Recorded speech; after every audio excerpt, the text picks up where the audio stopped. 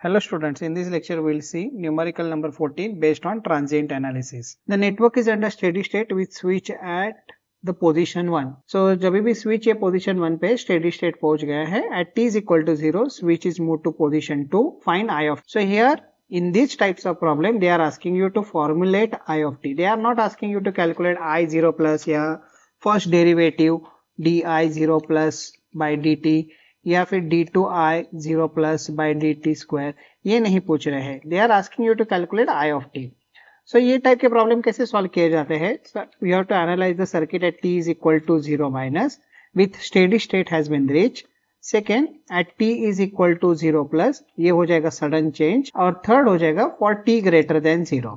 अभी ये टाइप के न्यूमेरिकल में ये दोनों केस में ऑलमोस्ट जो अपने को रिजल्ट चाहिए वो सेम रहते हैं. कैसे होते हैं देखते हैं. So at t is equal to 0 minus, तो स्विच किधर है? Switch is at position 1 and steady state पहुंच गया है. ये ध्यान में रखने का है, steady state has been reach. ये अगर उन्होंने नहीं दिया है तभी भी आपको ध्यान में रखने का है. तो मैं सर्किट डायग्राम मॉडिफाई कर देता हूँ. ये 10 वोल्ट वाला जो पार्ट है ये इधर नहीं आएगा और ये जो स्विच है ये पोजीशन 1 पे रहेगा. और स्टेडी स्टेट में इंडक्टर क्या हो जाता है? इंडक्टर हो जाता है शॉर्ट सर्किट. सो ये इंडक्टर को भी आपको शॉर्ट सर्किट दिखाना पड़ेगा. करंट का वैल्यू क्या हो जाएगा? I0 minus. तो ये मॉडिफिकेशन अभी मैं कर देता हूँ. ये शॉर्ट सर्किट हो गया, इंडक्टर शॉर्ट सर्किट हो गया और इधर आ जाएगा I0 माइनस. I0 माइनस आप फाइंड आउट कर सकते हैं. Yes, we can easily find out. That is 50/40 and it turns out to be 1.25 ampere. आप केवीएल से भी फाइंड आउट कर सकते थे. अभी आपको t is equal to 0 plus पे जाने का है, means after switching, or you can say switch is at position 2 और ये हो जाएगा सडन चेंज. सडन चेंज के लिए इंडक्टर क्या हो जाता है? इंडक्टर हो जाता है ओपन सर्किट. इंडक्टर के थ्रू करंट आप सडनली चेंज नहीं कर सकते. अच्छा, ये 50 वोल्ट भी पहले इधर हट जाएगा. इंडक्टर के थ्रू आप करंट सडनली चेंज नहीं कर सकते, तो आपको क्या करना पड़ता है? सो उसके साथ आपको पैरेलल में करंट सोर्स दिखाना पड़ता है. So we have to do this modification. पहले तो ये स्विच गया है पोजीशन 2 पे, तो ये 10 वोल्ट इधर आ गया है. इंडक्टर ओपन हो गया है बट उसके थ्रू जो करंट है ये इधर आ गया है 1.25 एम्पियर मूविंग डाउनवर्ड और ये करंट है I0 प्लस. सो I0 प्लस जो आ गया वो आ गया 1.25 ampere. At such we are not doing big analysis at t is equal to 0 plus. इसके लिए तो मैंने बोला था कि ये दोनों इंस्टेंसेस पे जो रिजल्ट रहते हैं वो ऑलमोस्ट सेम ही मिलेंगे. अभी आपको एनालाइज करने का है circuit for t greater than 0. This is for any instant after switching. तो पहले आपको सर्किट को मॉडिफिकेशन करना पड़ेगा. Now the inductor will start showing its property.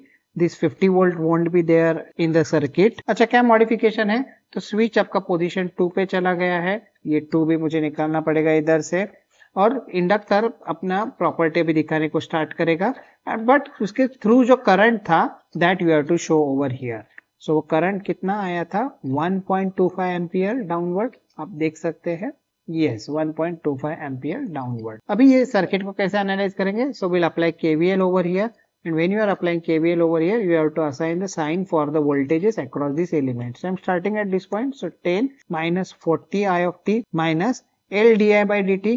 So ये हो जाएगा L का वैल्यू है 20 into 10 to the power minus 3 d by dt of.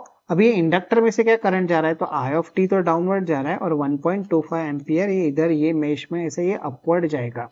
Okay, ऐसा नहीं कि इधर आके वो इधर जाएगा, ये अपवर्ड करंट हो जाएगा. T will go up. This is i of t minus 1.25 and this turns out to be 0 equal to 0. You have completed the loop. तो इसको सॉल्व कर देते हैं. तो ये हो जाएगा 10 minus 40 i of t minus 20 into 10 to the power minus 3 और इधर आ जाएगा d i t by D t. 1.25 का डेरिवेटिव 0 हो जाएगा. सो डिफरेंशियल इक्वेशन आपको मिल गया है. सो ये डिफरेंशियल इक्वेशन को मैं लिख रहा हूँ 20 into 10 to the power minus 3 d i t by D t. ये मैं राइट साइड पे लेके गया plus 40 i of t and this is equal to 10. But generally constant हम लोग राइट साइड पे लिखते हैं. जो वेरिएबल से आई ऑफ टी मैंने लेफ्ट में लिखा है. अभी इसमें एक मॉडिफिकेशन करना पड़ेगा. D i t by D t का कोएफिशिएंट क्या हो जाए? 1 हो जाए. So that we will divide by 20 into 10 to the power minus 3. So इधर आ जाएगा d i t by D t और 20 इंटू 20 के पावर माइनस 3 से हम लोग डिवाइड करेंगे तो ये हो जाएगा 2 into 10 to the power 3. So ये हो जाएगा 2000 I of T and here you will get 0.5 into 10 to the power 3, that means it is equal to 500. आप सॉल्व करके देख सकते हैं। तो लेक्चर नंबर 38 में मैंने ये इक्वेशंस का डिफरेंशियल इक्वेशन का बेसिक बताया है। So this in the format dt by dt plus p i of t is equal to q. तो आई ऑफ टी आपको मिल गया q बाई पी, तो 500 divide by 2000 plus k e to the power minus p t, तो इधर हो जाएगा minus 2000 t। So i of t का equation मिल गया है, ये हो जाएगा 0.25 plus k e to the power minus 2000 t। But ये k अपने को फाइंड आउट करने का, ये 2000 है, हाँ 2000 t at t is equal to 0 plus 1.25 ampere current था, तो वो इधर लिख दूंगा 1.25। To find out k always we have to use initial condition, ये ध्यान में रखिए। तो ये 1.25 is equal to 0.25 plus k, इधर e टू द पावर 0 हो जाएगा, so that is nothing but 1। सो k का वैल्यू मिल गया 1.25 minus 0.25, so it turns out to be 1. So 1 में इधर सब्स्टिट्यूट कर देता हूँ, and I will write down the final equation for the current. It turns out to be 0.25, k का वैल्यू है 1, e to the power minus 2000 t ampere for t greater than 0. So ये type के problem में आपको क्या करने का रहता है? So you analyze the circuit at t is equal to 0 minus t is equal to 0 plus पे almost same result मिलेंगे, and then form the differential equation and solve it. Thank you.